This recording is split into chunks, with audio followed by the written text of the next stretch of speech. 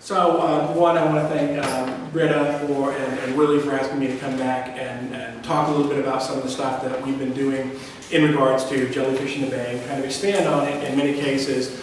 Post-Sandy, some things have really kind of changed in the bay in terms of the different types of jellyfish that we might see.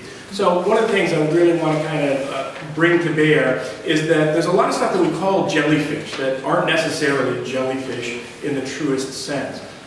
True jellyfish have some very unique characteristics. They're solitary individuals, they've got stinging cells, they have a certain type of life history that is very, typical in terms of life forms. But we also have things like siphonophores, and in particular, Portuguese man-of-war is one of these that's a siphonophore. I'll give you a little bit more of an explanation. And then we have things like comb jellies. And in fact, comb jellies are vastly different. Majorly different. They have a whole digestive system. However, they're really critically important. And so we kind of lump these things into what we call gelatinous zooplankton, or generically we just call them jellyfish. Some big differences are things like true jellyfish and siphonophores have stinging cells. And so I always kind of put the ouch. And in fact, we have a warning on the little piece that Lauren did with us, because I actually took one of the tentacles and stung myself with a Portuguese man-of-war yesterday, just to say that I had done it and see how bad it was. And then many of you, my students did not know this when I repeated this to them. I had a little bit of a Marlon Perkins, Mutual of Omaha flashback. And if many of you remember this, there was sort of the classic line, "While Jim's out in the back wrestling the anaconda, I'm in town." And everybody's chuckling about that knows this, that Marlon was, a senior man, and he was not out there wrestling the wild boars. He had some young assistant. And so while I'm talking on camera, my students are there, cutting apart these Portuguese man-of-wars so that we can get at their RNA and their DNA and all the rest of that. And then lo and behold, when I come back, they're like, oh my gosh, they've got like entire huge rashes where they've been stung by the cells because they've been working with them. So I felt really terrible about that here I'm on camera putting a little piece of tentacle about that big on my arm, and then I look over and they're just covered in stings all over the place and rashes. So that's sort of a big part of it. Comb jellies don't have stinging cells, and so that's a very good thing. And so we see lots of comb jellies. You can play with those. There's not going to be a problem with them. However, all of these groups have some really key characteristics in terms of Barnegat Bay and our coastal oceans. They're vicious and voracious predators. So right at the top, that's a picture from Jerry Meany. That's that box jelly that was running around Point Pleasant, Barnegat Bay area last fall. And right below that is a little teeny tiny sea nell. And when I mean by little teeny tiny, he's not a half an inch. And what does he have in him? A giant larval fish. And so one of the big key elements of both these, all these jelly-type organisms is that they're really important predators of fish and fish larvae, crab larvae, clam larvae. In some cases, they don't even digest them. They just swallow them and eat them, pass them through, and then they're dead when they go through their digestive system. So some of the problems that we may face in the future if we have more and more of these jellyfish around are the things that we want to catch. Blue crabs, we want to get leadfish, winter flounder. They've all got to spend time competing and being chased by these top predators in the system. That's kind of an important thing. So a little bit about true jellies and some of the ones that we have here. Most of us are very well acquainted with the sea nettle. That's on the upper right-hand side. But we've got moon jellies. Oftentimes these are a lot more abundant offshore, but we do see them inshore. Lion's mane is on the left there. I can tell you from experience, that's another one that's got an extremely painful sting to it. And numerous times, small scale, I took one across the face once while I was scuba diving. Not a pleasant relationship. Obelia is a very small one. We see it most as a hydroid, but it does actually produce these. Mushroom jellies, that's sort of the middle on the right. There's some pictures that showed up with some really large ones. There's a little video of one of these guys running around. This is one of these types are wreaking havoc in the Mediterranean, really causing a lot of problems for them because they deliver a very powerful, nasty sting, and they can get rather large. And then clearly the box jelly here on the bottom left. And then if you go to the beaches, sometimes you see these great little circular discs, this aquora. Sometimes in the surf they get chopped up and it looks like little sort of square blocks of gelatin. This surprisingly is an extremely important species. It gave us what's called GFC, green fluorescent protein, which is used in biomedical testing. So if you've ever seen that ad for the investment firm, what do jellyfish have to do with global enterprises in China and all the rest of that, they're specifically talking about that one, because this is, you know, sort of radicalized and changed sort of biomedical research is some of the stuff that we get out of these jellyfish. And those are key components of why they're important to study and why we were trying to understand a lot about them. Siphonophores, these are actually pictures from yesterday. So what was really nice is that the Beach Haven Beach Patrol has been on the lookout for them and has been collecting for them for us. And so they've got, you know, a bucket of 9 individuals that they had collected. So part of us, our work is trying to capture them. We're trying to do some DNA analysis to try to understand them a little bit better. Siphonophores are a strange organism. They are a colonial organism. And what that really means is that there's a whole bunch of clones that make up that single unit that you would call an individual. But all the clones do different things. So some of them are part of tentacles to capture food. Some of them are part of that bell to make the flow. Some of that is for digestion. Some of these individuals are specifically geared for reproduction. But you can think of it like a bee colony. But every one of those bees is still a unique individual. These are all clones to make up sort of the whole unit. And that's vastly different than what we see with sort of a true jellyfish, which is lots of cells making up an individual. This is lots of individuals make up a single Portuguese man. Not a little bit too far there. Got a few more there. And you know, they wash up, they're all kind of beaten up, and they don't really look nearly as pretty. This is actually a picture of Portuguese man of war. This is I took in Honduras for some research that I was doing down there. It actually washed into a mangrove, so it was really nice and calm, and we can get up really nice and close to it without being dangerous. But they actually are tremendously beautiful animals, and you actually see them with all their tentacles going around. Some of the crazy things are very large individuals. Tentacles can be over 100 feet long.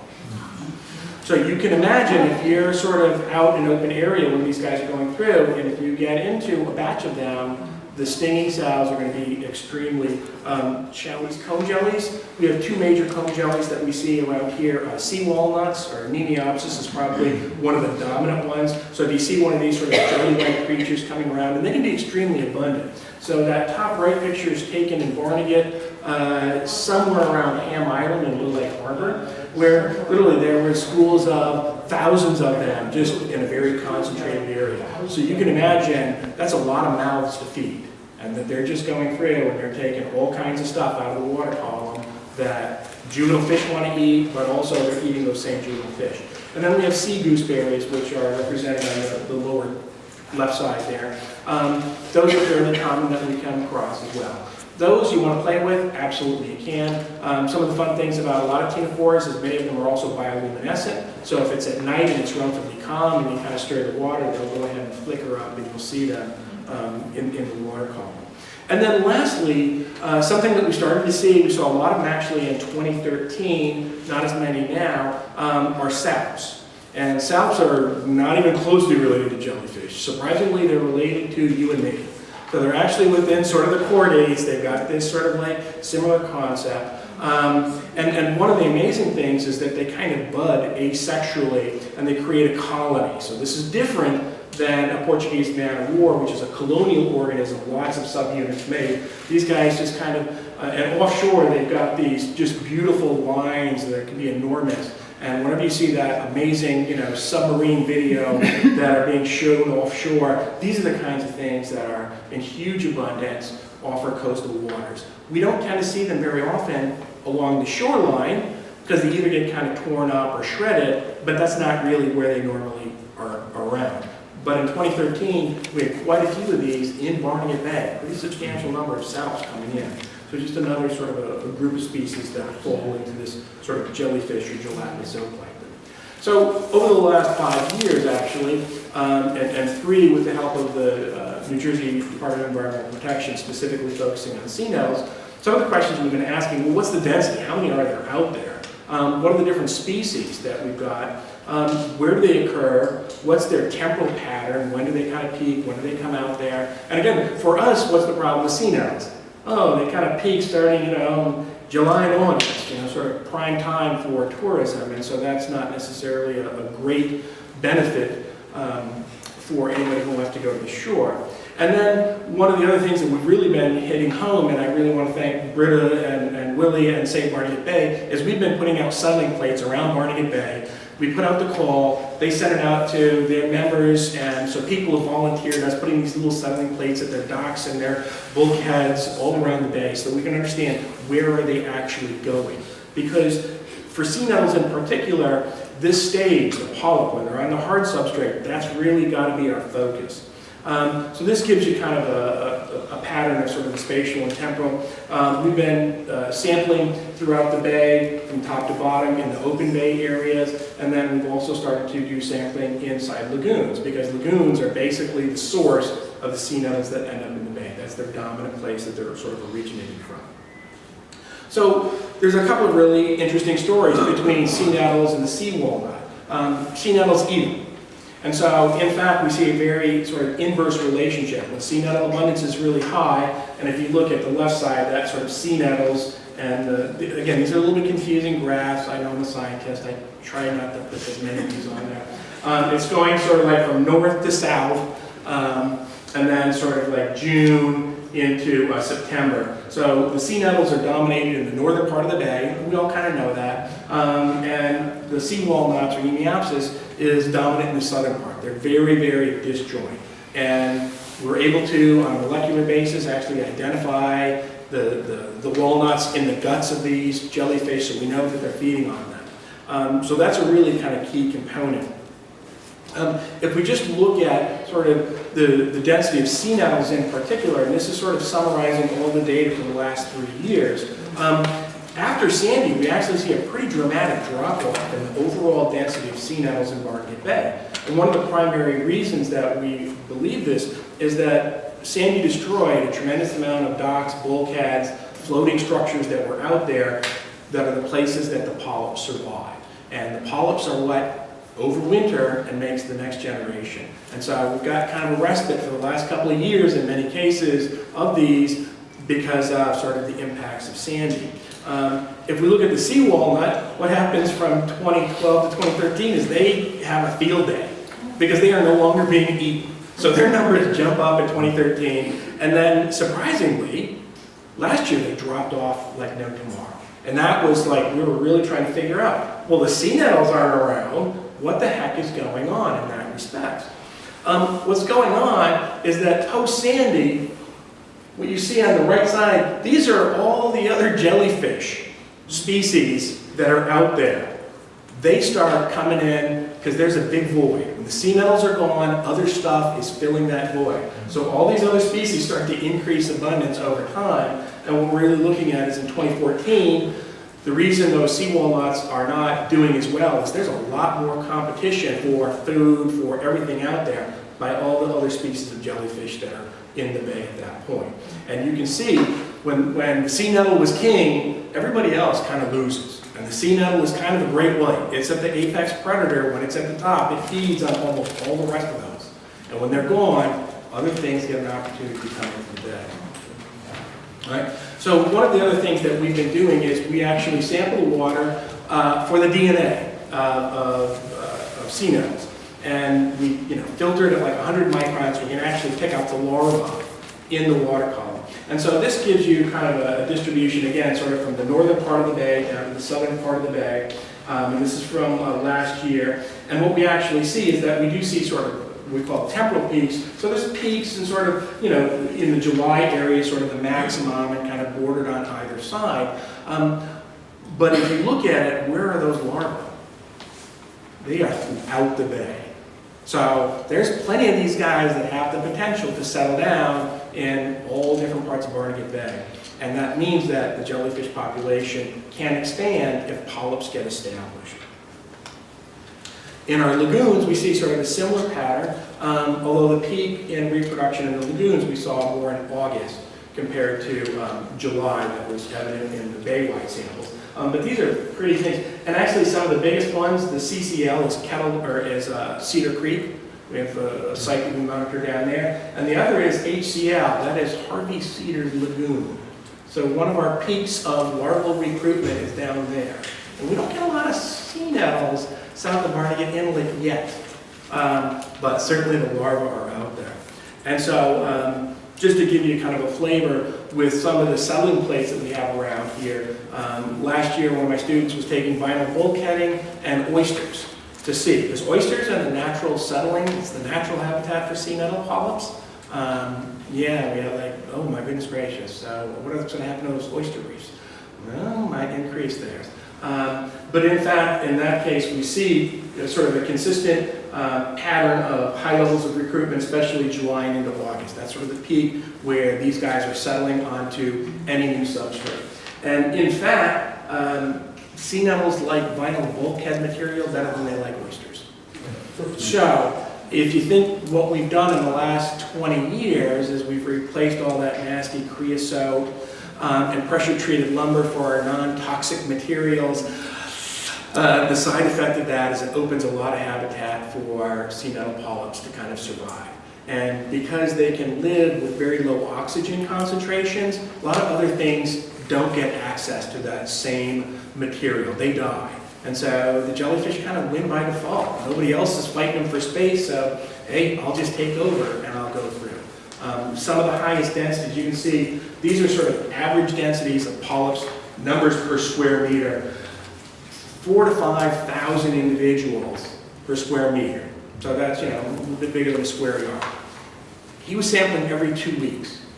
And so they're getting there. Some of the peak recruitments that he had, the maximum number, the densities were 37,000 per square meter on the plates that were coming through when you scale that up. That means your typical little floating dock, there could be hundreds of thousands of little polyps ready to make new jellyfish the following year.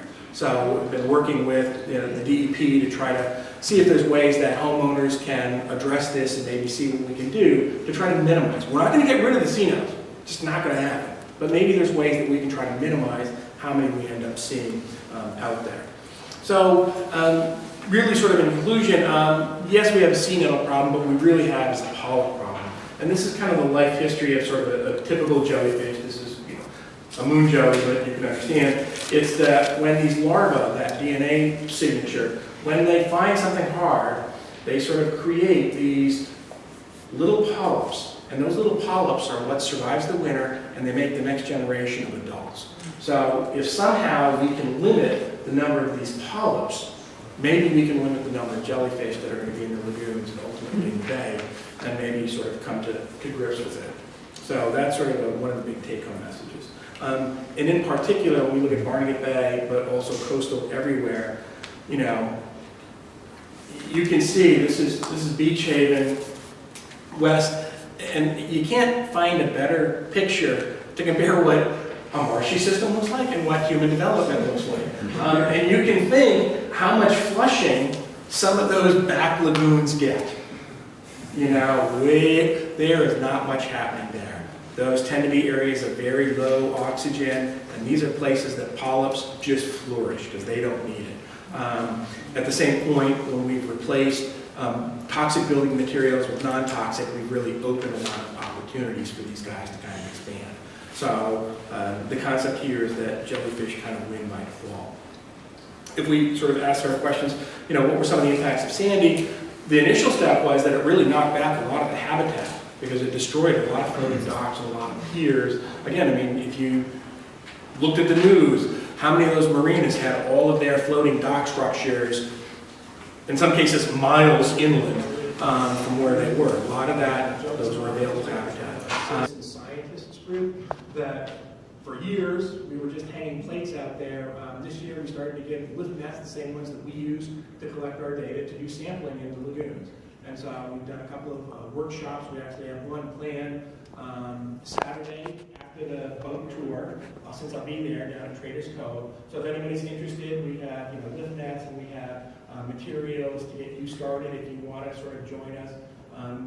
Along with data sheets, we'll give you the training. It's sort of additional eyes on the bay. And so that gives us better coverage, that gives us more frequency, people down there to actually look at it. And, maybe the question is, can we get some control? And I do really want to thank Ann and Dennis. They've been faxing their data sheets in on a regular basis to me. And I'm like, oh yeah, faxes, they exist still. And so, they've started showing up in their lagoon area. And so it's really beneficial for me as a scientist to be able to see how these things are progressing, boots on the ground. And so on Saturday, if you're interested, you can kind of find me. I can give you some additional information. This is what a lift net looks like. It's also called, some people use it for crabbing, or crawfish, a variety of names, umbrella nets. And so that sort of gives us an opportunity. Since we know the area of that, we know the depth that you're going to do it in, then we get the density. And that's a really critical number for us to do it. And so, in some cases, if you want to try to contact us, you can contact me via email. Dean and Christy, who are they are my version of Jim in terms of the sea nettles to Marlin's Jim. They're in the audience there.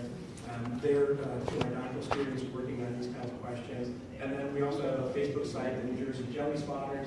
So you can go on there if you like it or you want to join and give us sightings and your reports. It's really helpful. A lot of communication, different people saying, oh, hey, we've got one here. Do you guys want it? How do we preserve it?